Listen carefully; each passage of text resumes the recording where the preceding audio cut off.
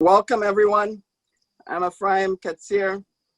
Sephardic Heritage International in DC, or SHIN-DC, is delighted to host Rachel Velelli Glaser's three-part series, The Jews of Greece, from Antiquity to the Present, with the Embassy of Greece to the USA and the Embassy of Israel to the US.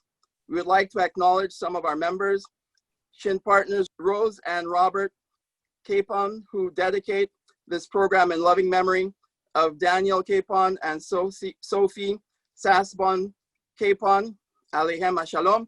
We also recognize the Velelli and Glaser families who dedicate this program in loving memory of Emmanuel and Emily Velelli, Aleichem Shalom.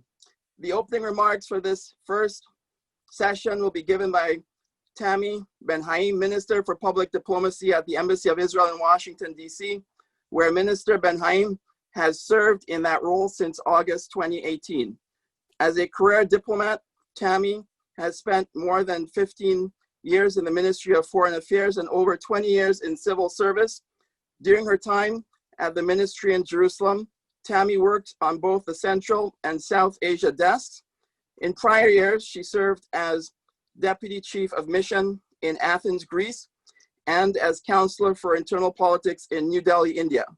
Before joining the Foreign Ministry, TAMMY worked in media relations at the Ministry of Environmental Protection, the Ministry of Finance, and in the Finance Committee of the Knesset, Israel's parliament. She also worked as an advisor to several lawmakers in the Knesset. In the Israeli Armed Forces, TAMMY's role was Operations Officer for the Air Force and concluded her service with a rank of lieutenant. TAMMY has a master's degree in international relations from the Hebrew University in Jerusalem. It's with great honor and pleasure that I present a wonderful friend and colleague, Minister TAMMY BEN-HAIM, to share the opening remarks. Thank you so much, Ephraim. And going back to my military service, it's almost like going to the Jews and Antiquity in Greece. It's only a slight year, a couple years difference. But thank you so much. And, of course, I officially will say thank you to you soon. But it's always a pleasure working with you, Ephraim, and working with SHIN-DC. And, we love your programs. And exactly like you mentioned, I'm, for the past 2 and some years, I've been the Minister for Public Diplomacy here in Washington, which is amazing. But my 5 years as the Deputy Ambassador in Athens have really left a mark on me. And I got to know the Greek people and Greece and the Jewish community in Greece. So this is another reason, of course, professionally, but personally, I'm very, very happy to be part of this webinar. And I said a big thank you to you, Ephraim. And I'm really looking forward to hearing the words of Rachel Velelli Glaser about the Jews, because there's always new things to learn. And of course, a big thank you to our very, very good friends at the Embassy of Greece here in DC, who are always willing to cooperate and work together on the evening tonight and on the series that you all have planned. And I'll just say a couple of words because, I don't think people are aware of how big or how long the history of the Jews and Greeks are, going back some say to 200 BCE, and for generations we've seen Jews in different places of Greece. Thessaloniki, that was the Jerusalem of the Balkans, and we still see them in Patras, in Athens, in Thessaloniki today. And when I served there, I saw a lively community that, together with the rest of the Greek country, the country of Greece, and Greek citizens, were proving their resilience by dealing with a huge economic crisis. And we saw some issues that rose, but the Greek government and the Greek people worked side by side with the Jewish community, both to honor and preserve the history and the presence of the Jews to this day in their country. And because we're doing this in October, I'll be remiss not to mention the landmark court decision earlier this month by the Greek court that found the Chisi Avgi, the Golden Dawn neo-Nazi party, as a criminal organization, and the brave decision of the court to take the leaders of the party and say that they have to serve jail time. And I think this court ruling will set a precedence for dealing with these sorts of neo-Nazi, anti-Semitic organizations. So strong statements such as we saw from the courts, together with other important steps taken in the past few years, beginning to build a Holocaust museum in Thessaloniki, voting for the first Jewish mayor ever in the city of Yanina, and of course the growing and ever expanding relationship between Greece and Israel these days, are clear and true indication that Greece is proud of its Jewish heritage and and wants to continue growing it. And we are always, the embassy here and Israel, we are always, always happy to cooperate with our good neighbors and friends. So thank you again, and I'm looking forward to this evening. All right, thank you so much, Tammy. We now turn to Rachel Velelli Glaser, who is an esteemed member of SHIN. Rachel is an educator who was born in Patras, Greece, and immigrated to the US with her parents and 3 older siblings in 1956 at the age of 8. Although missing their life in Greece, the Velelli family was grateful for the opportunity to have a new start in America, following all of the sadness and personal losses they suffered during the Holocaust. In America, Rachel became active in Jewish life and has dedicated her career to formal and informal Jewish education. The Baltimore Center for Jewish Education recognized Rachel's lifelong dedication to Jewish life and education with its Lifetime Achievement Award. We now turn to Rachel Velelli Glaser for The Jews of Greece, From Antiquity to the Present, Part 1 of 3. Thank you, Ephraim, and thank you, Tammy, for all of your words. And it is certainly a pleasure for me to be here. Kalispera, good evening to everyone. Ευχαριστώ σε όλους που ήρθατε. And we will begin now. Also, a special thank you to the embassies of Greece and Israel for co-sponsoring this event. Both cultures are a central part of this story, and of course to me personally. So I also want to thank the members of my family who have joined us this evening. This weekend, we entered the new Hebrew month of Cheshvan, known for having no special days in it. For our family, however, the yahrzeits of both my parents, Emily and Emmanuel, do make this month one of special memories. Usually, when I give this talk, I ask the audience about their Jewish ethnicities, and for the most part, the response is overwhelmingly Ashkenazi. Of course, tonight it is probably safe to assume that many of you have some Sephardic heritage, yes? What about Greek? Sephardic Greek? Or the lesser known Romaniot Greek? And are there any Ashkenazim among us? And not to forget mixed heritages, of course. I am a Greek Jew, a Jew of Greek ethnicity. My family immigrated to America in 1956, settling in Baltimore. I was 8 years old at the time. Truth be told, most Jews today have little knowledge of Greek Jewry and their history. As recently as 30 years ago, Greek Jews were all identified as Sephardic. No one questioned the accepted division of the Jewish people into 2 groups, Ashkenazi and Sephardic. But for some of us, this just did not ring true. We did not have Spanish names, did not speak Ladino or Spanish, and we were not connected to Spanish culture.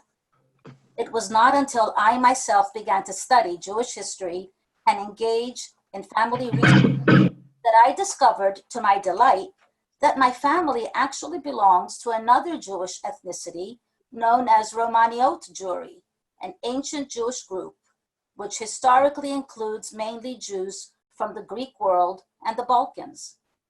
These 2 cultures, Sephardic and Romaniot, contributed to a vibrant and creative Jewish life in Greece, which will be followed next week with a review of the Holocaust years, including a bit of my family story.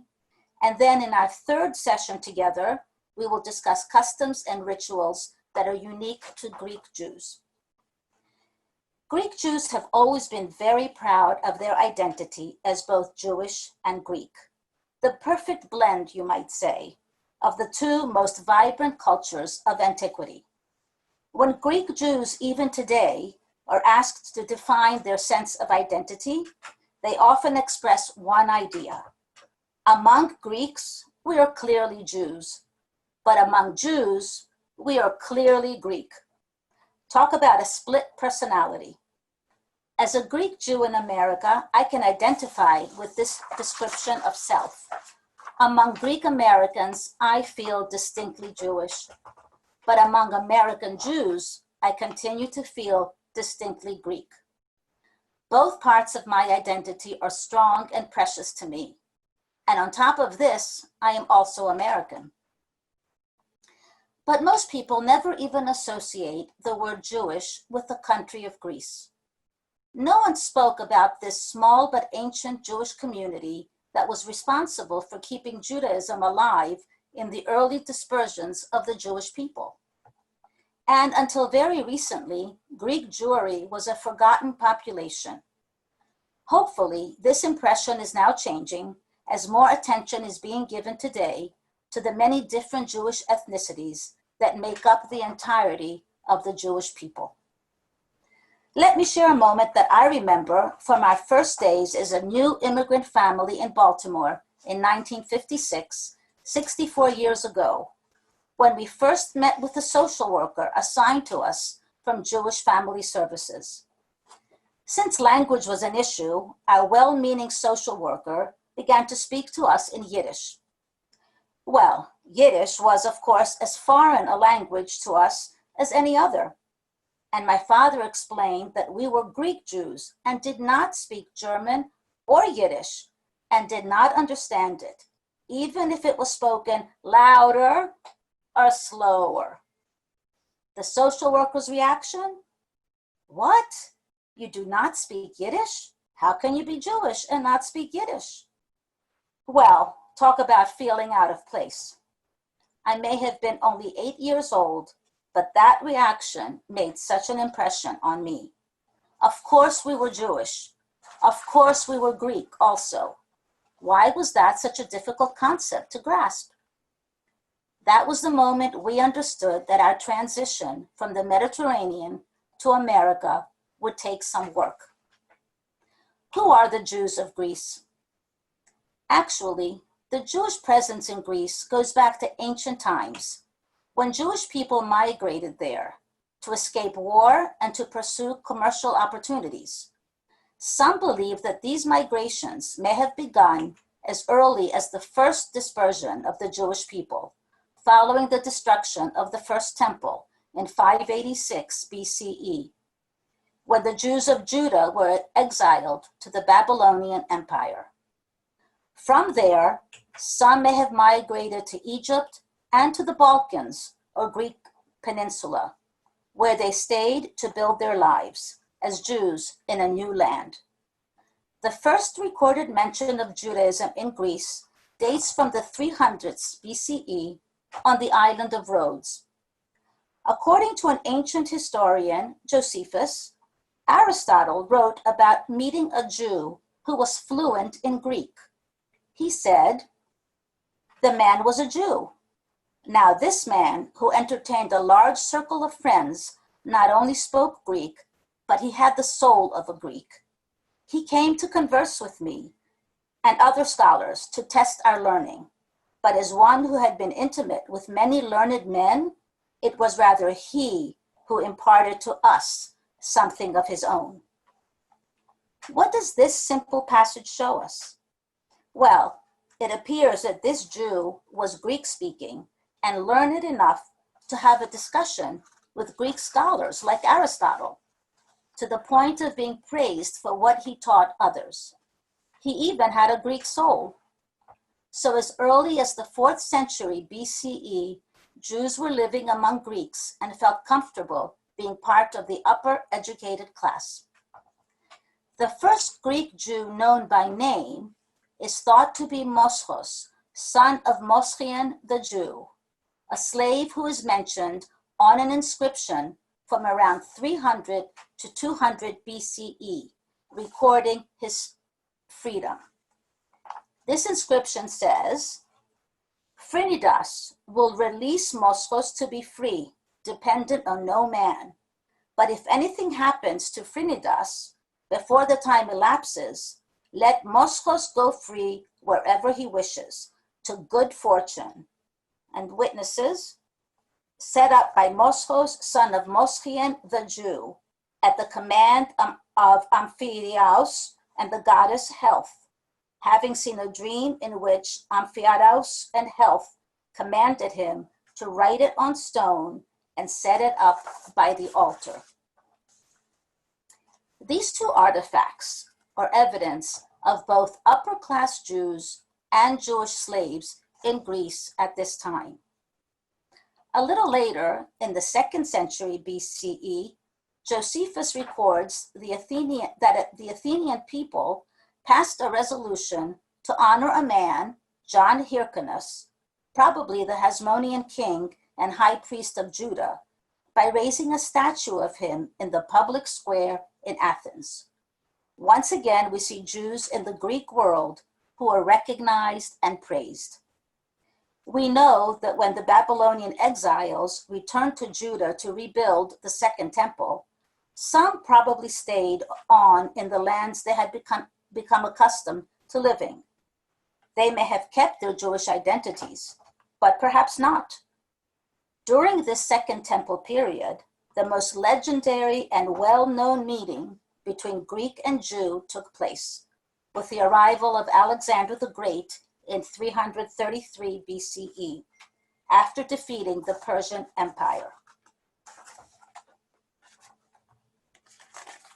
According to Jewish legend, and as reported by the Jewish historian of this time, Josephus, the first encounter was a meeting between the high priest in Jerusalem and Alexander, who was on his way to conquer and destroy the holy city.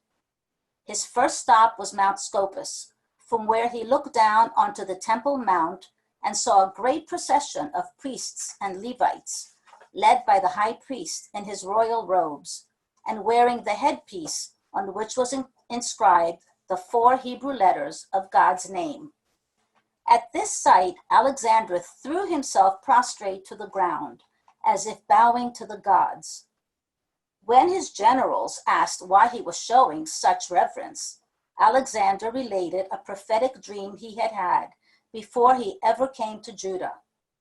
In the dream, this same high priest appeared to Alexander and advised him to be strong and take courage, for he was destined to conquer Asia. The figure of his dream, this high priest, must be the God of the Jews, Alexander surmised. Thus, Alexander entered Jerusalem in awe and in peace, and Jerusalem was saved. Alexander became part of Jewish legend, and Judah and the Jews became part of the Greek Empire. Thus began the confluence of two great civilizations, Jewish and Greek. Many historians have suggested that Alexander believed in the ideal of universal humanity.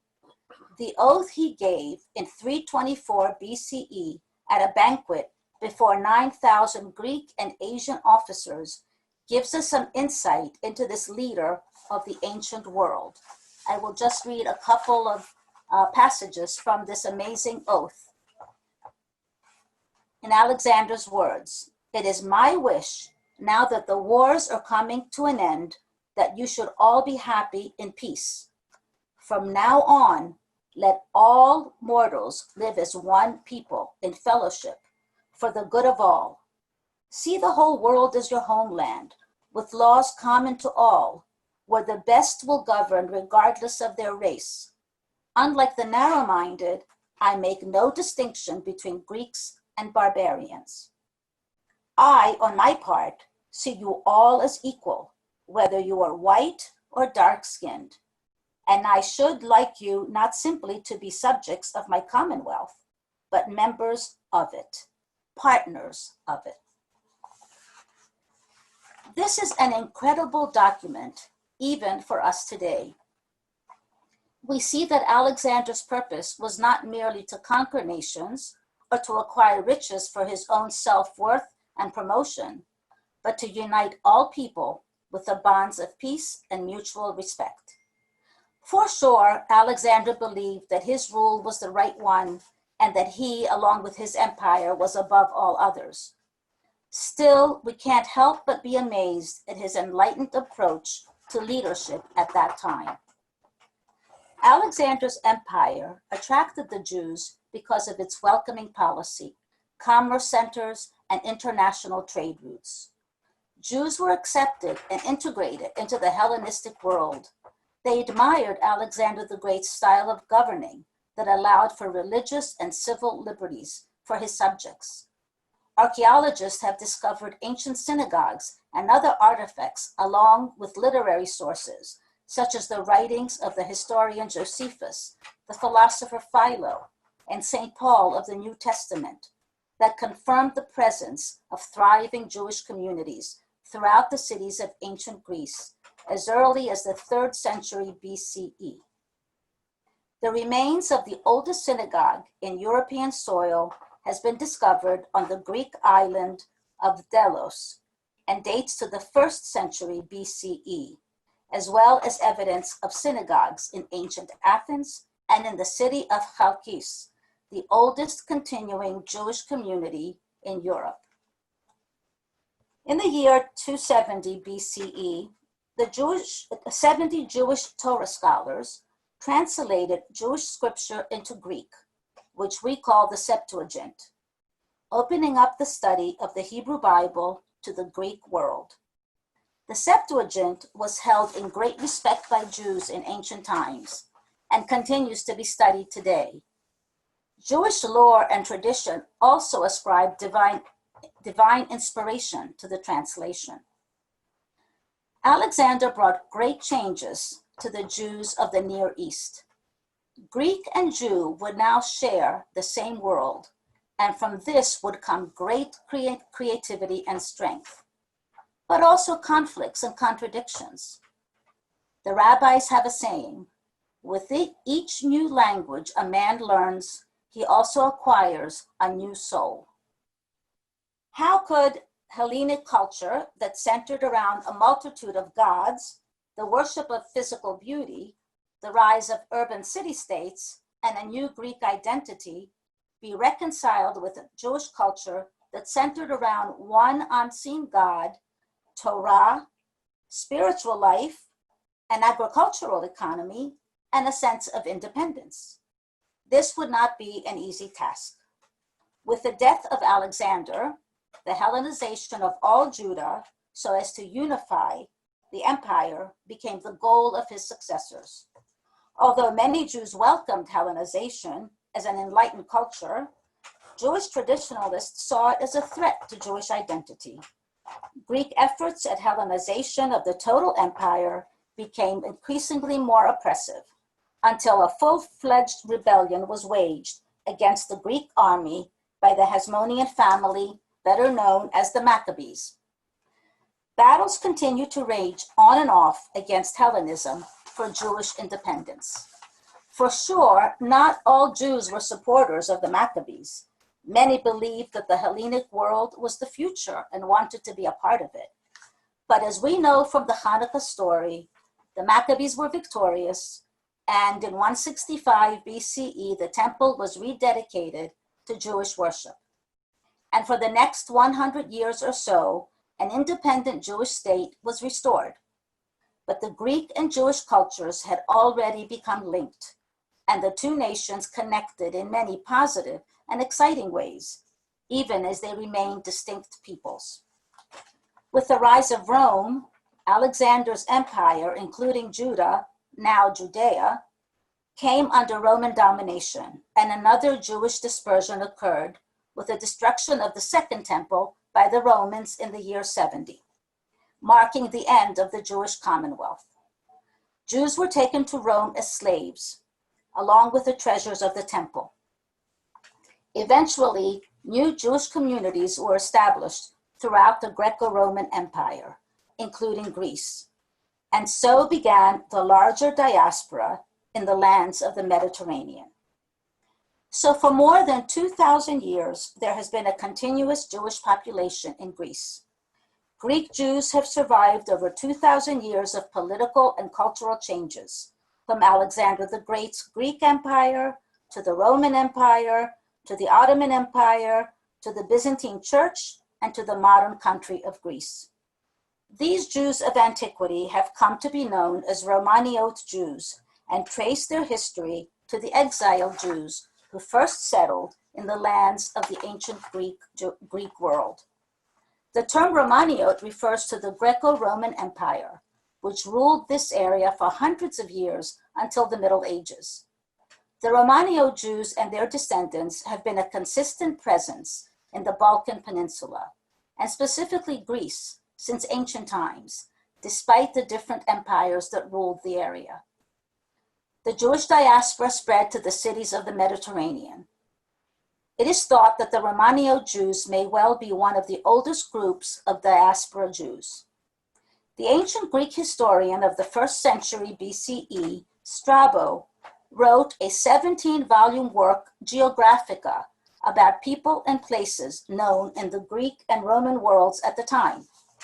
According to Strabo, there was no city in the known world that did not have its Jews.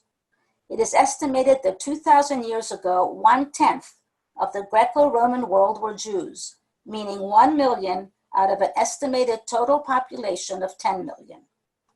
They lived in cities founded by Alexander the Great or built by his successors. Although Latin eventually became the language of government and law during the Roman period, Greek continued to be the spoken language of the people, and Greek culture continued to be the dominant throughout the Balkan Peninsula.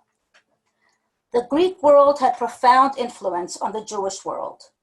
A new Greek culture had been introduced to the Jews of Judea and beyond. Everyone could now be transformed into a Greek through the Greek language, Greek philosophy, and Greek ideas. In many ways, Jews became part of this Greek-speaking, Greek-thinking world, adapting comfortably, moving in and out of Greek circles in business and commerce, whilst holding on to and developing their own Jewish culture, communal life, and institutions. They spoke Greek, studied Greek philosophy, and adopted many Greek ideals, even as they remained Jews. During the period of the Roman Empire, the Romaniot Greek Jews felt comfortable and secure. They were protected by law and suffered little persecution. They were integrated into the cultural pattern of Greek life. We know from the New Testament of organized Jewish communities throughout the Roman Empire, which Paul visited in his mission to teach about Jesus.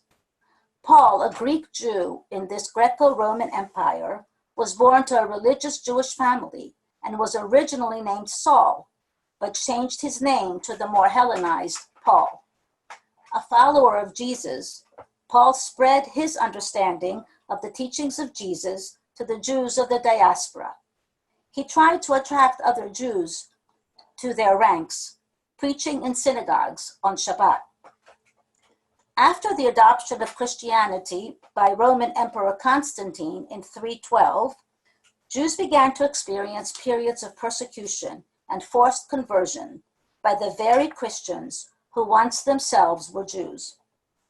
Not accepting Jesus as the Messiah was to mark the Jews as sinful and deserving of punishment for the duration of history, until modern times. Interestingly, today there are Greek Christians who believe themselves to be descendants of these forced converts and are trying to reclaim their Jewish ancestry, much like the conversos of the Inquisition 1,000 years later. In 395, the Roman Empire split into two: a Western Empire centered in Rome under the Catholic Church, and the Eastern Byzantine Empire centered in Constantinople, of which Greece was a part. During the following centuries, the Romaniot gained prominence for their scholarly works, liturgical poems, and mystical writings. Romaniot writings are peppered with Greek words and phrases, evidence of the author's familiarity with the Greek language. Greek and Judeo-Greek, or Yevanic, was the common language of everyday affairs, so much so that parts of Jewish liturgy were read in Greek, with Greek words written in the Hebrew alphabet. Their unique Judeo-Greek language allowed the Romaniot to be at ease in speaking and interacting with their Greek neighbors. Because of the historically Roman-Italian presence in Greece, many Romaniot Jews also spoke Italian, as did my parents, especially on the island of Corfu, a former Italian province. They also developed a unique ritual in synagogue worship known as Minhag Romania, or Greek ritual, including a unique synagogue construction, Torah reading trope, prayer melodies, and other traditions that are different from both the Sephardic, Spanish-speaking Jews and the German-speaking Ashkenazi Jews. Romaniot communities were located in the Greek cities of Ioannina, Chalkis, Arta, Volos, and Patras, and on the islands of Corfu, Lesbos, Zakynthos, and Rhodes, among others. These Jewish communities claim an unbroken continuity with antiquity. In the 12th century, Benjamin of Tudela traveled throughout the Byzantine Empire and recorded details about the Romaniot communities he encountered, including my city of Patras. He noted that they were engaged in trades of cloth dyeing and weaving and in the production of silver and silk garments. The Romaniot were the most influential Jewish community in the Byzantine Empire for hundreds of years, and their chief rabbis were held in high esteem. With the rise of Islam in the 7th and 8th centuries, much of the Roman world was conquered by the Muslims, and by the late 15th century, Muslim Ottoman control had spread throughout the former Roman Byzantine world, including parts of Greece and even into Spain. By 1461, all of Greece was in Turkish hands. During the reconquest of Spain by the Catholic Church, the Church instituted the Inquisition to purify the Church and remove the unfaithful. Those Spanish Jews who were not killed or forced to convert began to arrive in Ottoman Greece to escape persecution and conversion by the Church. At this time in history, life for the Jews was better under the Muslim rule than under the Catholic Church, especially during the period of the Crusades. The Ottoman Empire welcomed this influx of Sephardic Jews with an invitation personally extended by the Sultan Bayezid II. The most significant Sephardic Jewish city was Salonika, or Thessaloniki in Greek, populated largely by these Jewish exiles fleeing the Catholic Inquisition. In 1492, over 20,000 Sephardic Jews arrived in the city of Salonika, and another 36,000 Sicilian Jews settled throughout the Balkan Peninsula. The rabbis of Salonika took a bold step and issued a unique declaration recognizing as Jews those exiles who had been converted to the Church. Greece became a haven of religious tolerance for Jews fleeing the persecutions in Europe. Within one generation, Judeo-Spanish culture spread in the Ottoman Empire, including Greece, and soon became the dominant one, overshadowing the Romaniot. Gradually, there developed two main traditions among Greek Jews: the older Romaniot tradition of the Greek-speaking Jews of the Greco-Roman Empire, and the later Sephardic tradition of the Spanish or Ladino-speaking Jews of the Spanish lands and the Ottoman Empire. The Romaniot culture is the more ancient one, known as Old Greece, while the Sephardic culture, known as New Greece, came much later with the Jews from Spanish lands. Highlighting these two cultures was an edition of the Hebrew Bible published in 1547 in Constantinople, with the Hebrew in the middle, the Judeo-Spanish Ladino translation on one side and the Judeo-Greek translation on the other side. At first, the more established Romaniot Jews in Greece welcomed the new Sephardic arrivals, assisting them with their resettlement and offering financial help. The two communities, however, did not always get along. The newcomers, the Sephardim, considered themselves to be culturally superior, while the Romaniot felt themselves displaced by so many Spanish-speaking Jews. Quickly, the Sephardim began to outnumber the Romaniot. A new creative and flourishing period began for Balkan Jewry. Many Jews prospered and rose to high positions in the Ottoman Empire, of which Greece was now a part. As Sephardic Jews became the dominant element, they transformed Salonika into a flourishing commercial and industrial center. They excelled in many areas, especially in the fields of shipping, printing, fishing, mining, and textiles, as well as rabbinic scholarship, medicine, philosophy, literary arts, and law. The city became a center of Torah learning. Salonika's yeshivot attracted students from all parts of the Ottoman Empire, and even from Italy and Eastern Europe. Jewish Salonika could boast that there was no illiteracy among any of their population. The city offered a climate of tolerance and economic opportunity to these new Sephardic immigrants who thrived in their new home. The world's three major religions lived and worked side by side as Salonika's Jewish population continued to grow. Ladino, a mixture of Spanish, Hebrew, and Turkish, became the dominant language of these Sephardim, and its use contributed to a unique and insular Sephardic Greek Jewish culture. Judaism and Jewish life thrived. Salonika quickly became the center of Sephardic Jewish life for religious learning, Kabbalah, mysticism, rabbinical training, and the printing of Jewish scholarly works. The fame of Salonika spread throughout Europe, the Middle East, and North Africa, giving the city the honorary title of the Mother of Israel. By the 16th to 17th century, Salonika's Jewish population was the majority. Of course, one of the most brilliant and colorful, even bizarre Jewish personalities in Salonika was Shabbatai Tzvi, often referred to as the false Messiah. Having completed his rabbinic studies at the young age of 20 in the city of Smyrna, now Izmir, he gained a wide following as a scholar and Kabbalist. After his public self-proclamation as the Messiah, he was expelled from Smyrna and wandered throughout Jewish communities of Greece, Albania, and Turkey, attracting more followers. In 1651, Shabbatai Tzvi came to Salonika, where his behavior became scandalous once again, as he stood in the courtyard of the synagogue and publicly pronounced God's name and introduced himself as the Messiah.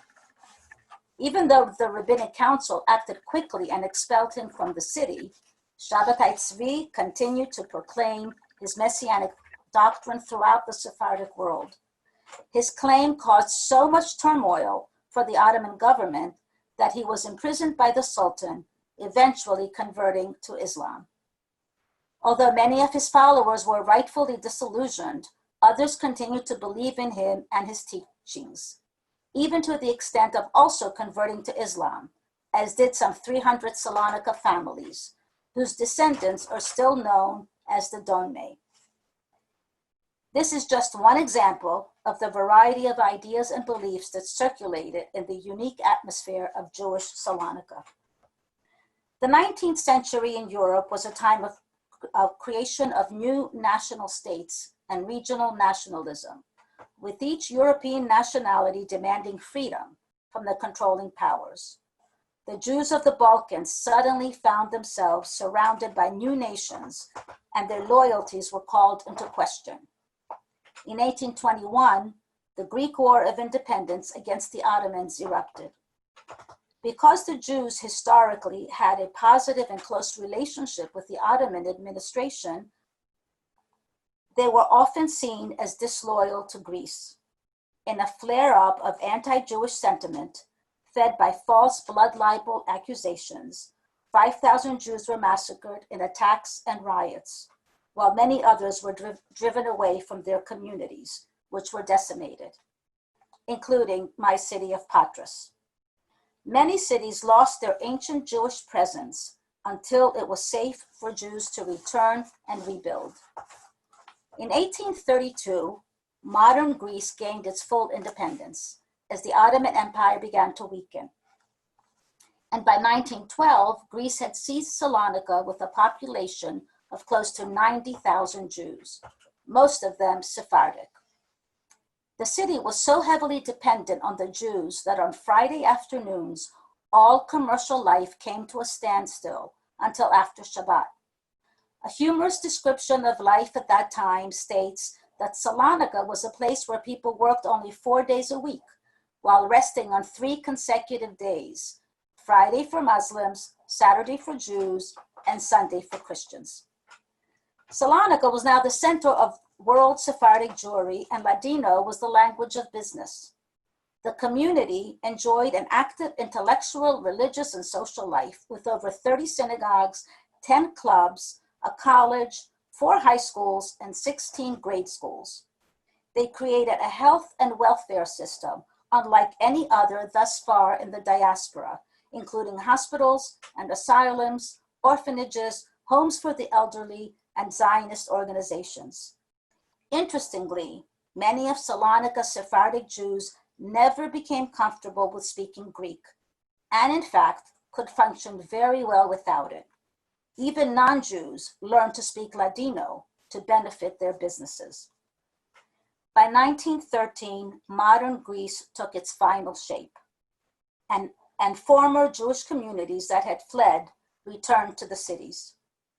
Jewishly, the country now included the Judeo-Spanish Jews of former Ottoman empires, mostly in Salonika, and the eastern and northern provinces closer to Turkey, and the more ancient Greek-speaking Romaniot Jews in the western and southern regions. At this time, life for the Jews began to change. As Greece turned the focus on creating a nation state with its own national character and common Greek heritage, centered around the Greek Orthodox Church, Jewish identity was being called into question as Greece tried to define itself as one Greek state.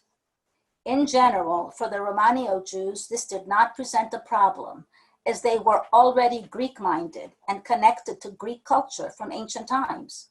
They spoke Greek and were integrated in the general life of their communities. For the Sephardic Jews, however, integration was not so easy.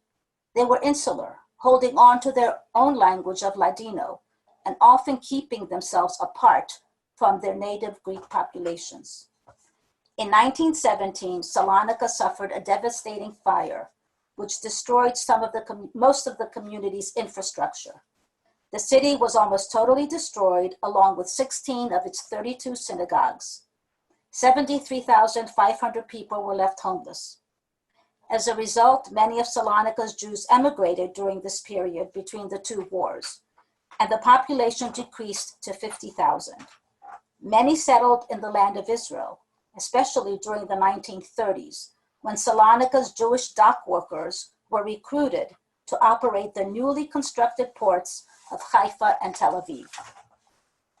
The decline of Jewish Salonika was compounded by the arrival of thousands of Greek refugees from the Greco-Turkish War and the population exchanges between Greece and Turkey that brought more Greek Christians into the city. The new Christian majority accused the Jews of holding on to their Ottoman connections and of not wanting to blend in with the Greek nation. The combination of anti-Jewish riots, Greek nationalism, competition for housing and jobs, and the undercurrent of anti-Semitism drove many Jews away in search of other homes in Western Europe, South America, and Palestine. By the eve of World War II, Salonika's Jewish population had decreased from 93,000 to 53,000. But the new Greek nation continued the work of nation building with its varied populations. For the most part, in the years before World War II, Jewish life in Greece was essentially stable and good. The Jews lived peacefully with their Christian neighbors, fighting for their country in World War I and in the Greek-Italian War.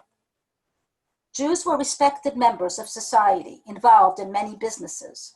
They were educated, upper-middle-class citizens of Greece who were very proud to be Greek. They enjoyed relatively good relations with their neighbors in their hometowns. Outwardly, it seemed as if the church's teachings against the Jews did not match the reality, as Jews and non-Jews lived side by side, helping one another, celebrating social and community events, and feeling secure. Occasionally, Jews would be accused of a blood libel. Garbage would be thrown at Jewish homes during Easter, and anti-Jewish sentiment would erupt, but life always returned to normal, except for the one time when all sense of normalcy would disappear, and reality would become a nightmare for the Jews of Europe. But we will reserve this difficult and tragic part of the Greek Jewish story for our next session together. We have traveled a long way from antiquity to the 20th century. Greek Jews played an important role in Greek history, surviving changes and challenges. We followed their development from this ancient and proud Jewish community that was born when the Jewish people were supposed to have disappeared, as had their temple and nation. But they did not. We did not disappear. Rather, they reinvented themselves in new lands and built new communities. They faced new challenges and grew in many new ways. But the most challenging time in all of Jewish history is yet to come.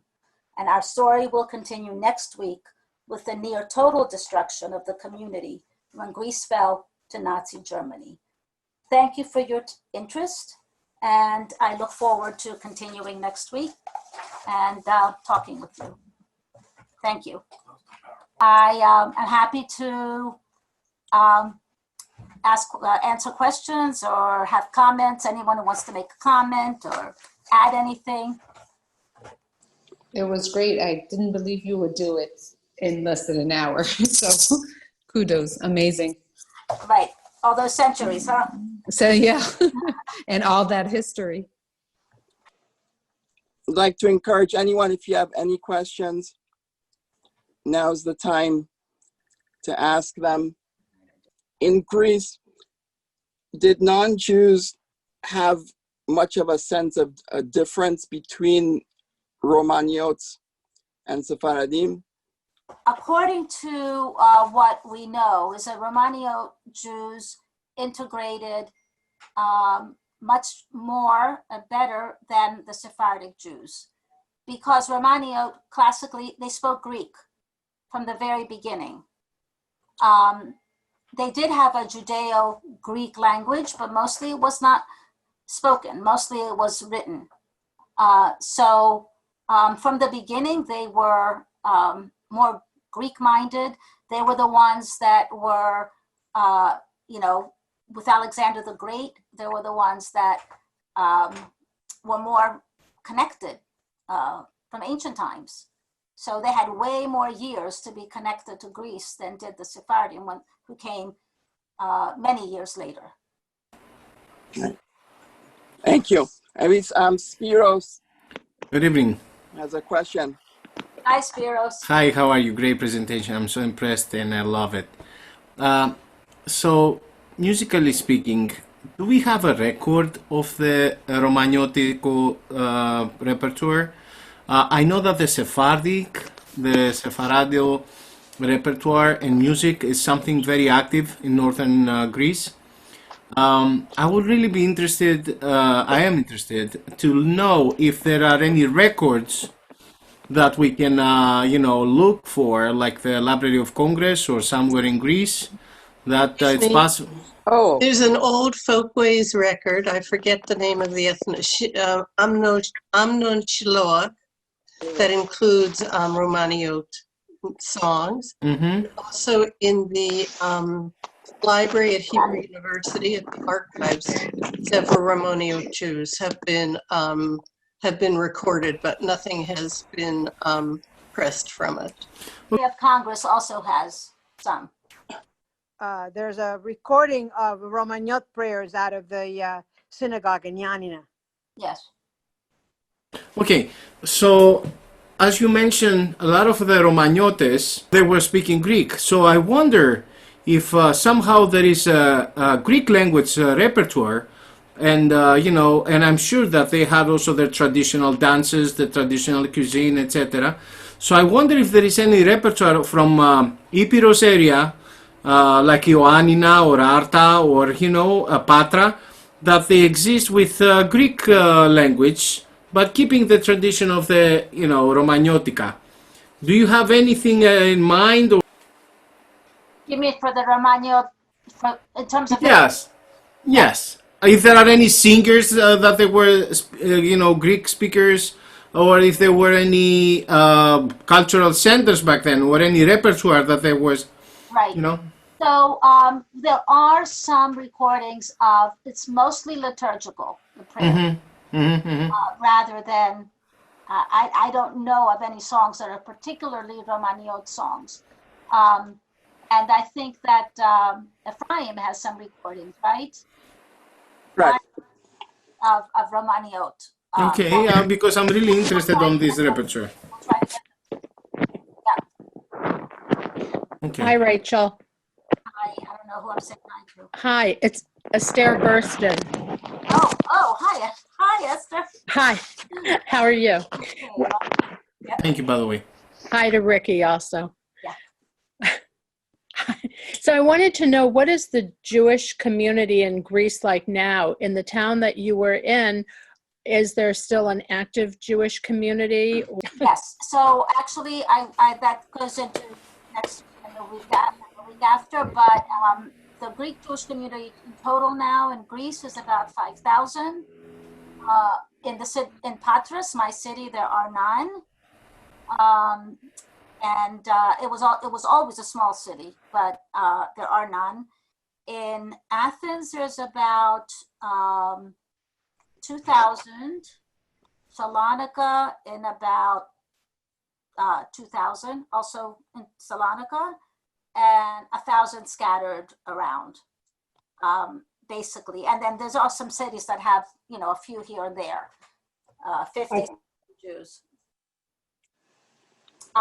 Athens has a day school. Salonika has a day school, and several synagogues in Athens as well. Wow. Thank you so much. Nice to see you.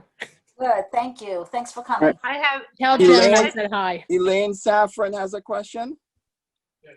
Wonderful. Thank you so much. The question that I had is, I'm wondering, Rachel, if you know anything about the 2 junk dealers in 1923 that were put on trial supposedly for stealing wire that was used to communicate in the army, and it was just a complete fraud. Rabbi Uziel was the chief rabbi of Salonika at the time, and he tried to intervene to stop these 2 men from being hung, and they wasn't able to. And I wonder if you're familiar with that at all. I'm not familiar with that case, but it's not surprising because that was the period in between the 2 wars, was the period of the most, as rare as anti-Semitic attacks were in Greece, and compared to Europe, it was quite rare.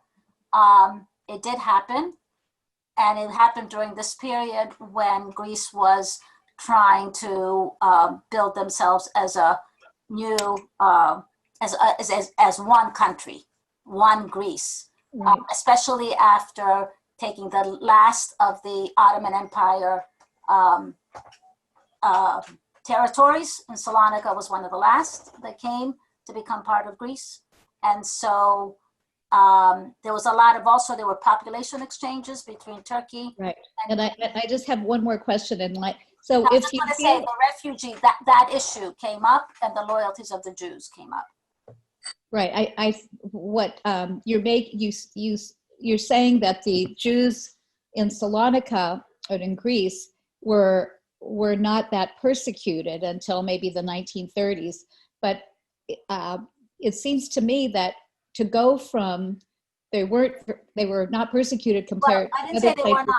not. In general, you didn't have mass expulsions as you did in Europe. Yeah. Thank you so much. I really Thank you. appreciate your talk. Lois Messing has a question. My question is about politics. Were the ancient Jewish Greeks very involved in politics at the time? I would say no. Most of them were craftsmen and shipping, fishermen, tradesmen, textiles, even ancient times. I don't think that they were involved in politics. So, Jews don't have a great history of being involved in politics because they were always outsiders. And so, but even though they settled in Greece in ancient times, it was still the diaspora. It wasn't their own country. So Jews in politics today is a rare phenomenon. I mean, there are, so which is good, but it took a long time for that to happen. And look at Israel, how involved everyone is in politics. It's easy to be involved in politics there. Right. Thank you. Yeah. Hi, Rachel. Can you hear me? Bill Sachs. Hi, Bill. Wanted to know about the next generation. Are they keeping to the culture and the traditions, whether in the U.S. or Israel or Greece? Are you talking about in Greece? Greece, Israel, U.S. Well, we're going to talk about that at the third session. In general, it is very hard for the younger generation in Greece to keep a lot of the traditions of the family because the social support is so weak. Athens has a big social network, Salonika, but anywhere else in Greece is very, very hard. And many of the younger population is moving to Israel. It has been doing that for a while. So, but let's, we'll talk more about that the third time around. Efraim, before you say anything, I just want to thank everyone because this was like a huge history lesson. So I thought, I'm sorry if it was too heavy, but to understand where Greece is today, we needed to go through all that. It was not too heavy. Good. Okay. Good. Thank you, Rachel, for a riveting and informative lecture. We also thank Minister TAMMY BEN-HAIM again for helping us to commence this three-part series with most fitting opening remarks. Many thanks to the Embassy of Israel, to the US, and the Embassy of Greece to the USA for hosting this series with SHIN-DC. Please join us again next week, October 29th, for part 2, titled The Holocaust Years, How My Family Survived. Her Excellency, Alexandra Papadopoulou, Ambassador of Greece to the US, will be joining us then to give the opening remarks. Thank you and good night, everyone. Ευχαριστούμε. Yeah. Thank you very much. Good night. You are wonderful. You are Good night. absolutely wonderful. כל הכבוד. לילה טוב. תודה. Thank you very much. It was informative. Good night. Kalispera σας. Kalispera, kalinifta. Yeah. Okay. And thank you, Panina, for helping wherever you are. Yes, thank you so much, Panina. Yeah. Parakalo. Parakalo. Good.